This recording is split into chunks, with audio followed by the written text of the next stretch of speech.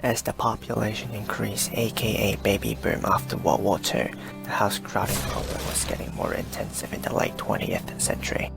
The decrease of living space and more people have to share the already crowded space leads to various problems.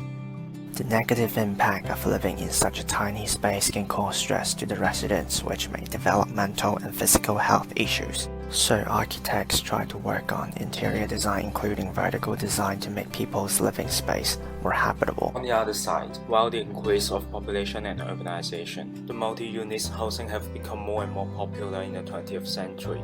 However, there were more and more issues which affected people's well-being, such as the noise and the view of indoors. Noise coming from the traffic or the neighbors sometimes caused much annoyance. Also, the lack of sunlight and the insufficient outer field of green space, such as the decreasing backyard, was becoming more and more common. Dramatic reduction of backyard space in Australia has harmed the comfort level of people's houses. The less of vegetation space means the less of insects, which may harm microclimate and biodiversity. The backyard is also the space for migrants to express their mother culture. For example, Italian migrant has tomato days and winemaking day in the backyard. With the shrinking backyard, the migrants might be confused with their cultural identity, which lead to a lower comfort level in migrant housing. Same with the backyard that migrants have requirements for housing. Mainstream policies of housing arrangement affect the negative emotions of them.